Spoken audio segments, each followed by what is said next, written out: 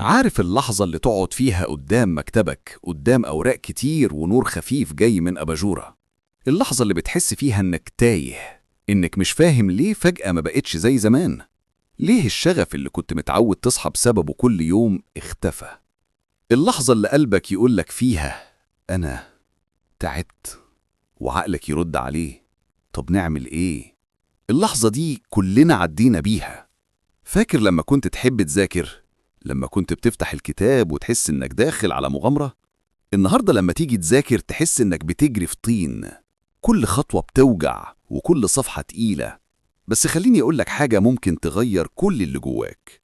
الشغف عمره ما اختفى، الشغف اتغطي بالضغط، بالمسؤوليات، بقلة النوم، بأفكار كتير في دماغك وبالخوف من الفشل.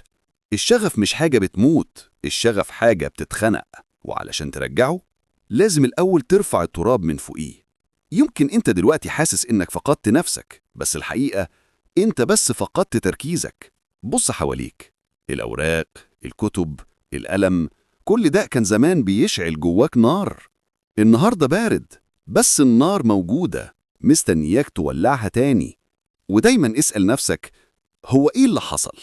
ايه اللي خلاني اوصل لمرحلة اني ابقى مش قادر ابدأ؟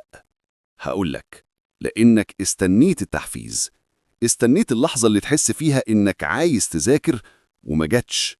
استنيت إنك تصحى يوم وتقول رجعت شغوفي، بس عمرك ما أخدت أول خطوة علشان اللحظة دي تحصل. عارف إيه اللي بيرجع الشغف؟ مش فيديو ومش كلمة، اللي بيرجعه إنك تبدأ من غير ما تكون جاهز.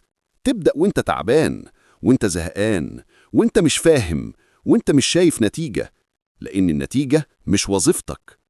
شغلك الحقيقي إنك تبدأ بس. كل مرة تفتح فيها كتاب ده انتصار صغير، كل صفحة تخلصها ده نفس جديد للشغف القديم اللي جواك. الإنجاز هو اللي بيولد الشغف، مش الشغف اللي بيولد الإنجاز. وده سر محدش بيقولهولك. الناس فاكرة إنها لازم تتحفز الأول وبعدين تشتغل. لأ، انت بتشتغل الأول وبعد كده التحفيز يجيلك. زي واحد بيولع نار، هو الأول بيولع عود كبريت صغير وبعدين النار تكبر. نفس الكلام، أول خطوة صغيرة منك هتعمل صوت جواك يقول رجعت. الشغف مش بيغيب، الشغف بينام، بس أول ما يسمع صوت خطواتك يصحى.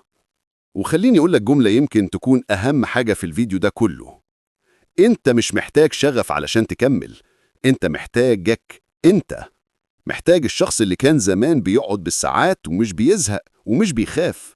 الشخص ده لسه جواك، لسه موجود، بس تعب واستناك. افتكر زمان لما كنت تحلم، لما كنت شايف الطريق قدامك.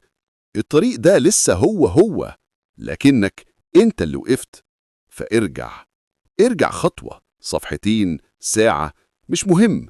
المهم انك ترجع، لان كل رجوع بسيط هو في الحقيقة بداية جديدة. وهفكرك بحاجة مهمة، كل الناس بتفقد شغفها، بس مش كل الناس بترجعه.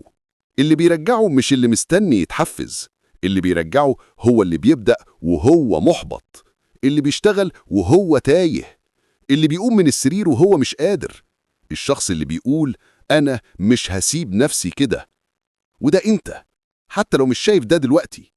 اسأل نفسك سؤال واحد، لو ما رجعتش دلوقتي هترجع إمتى؟ بعد شهر؟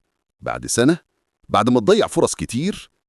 ابدأ دلوقتي، واوعى تستنى الظروف تبقى مثالية. الظروف عمرها ما هتبقى مثالية، بس انت تقدر تاخد خطوة مثالية، خطوة واحدة بس.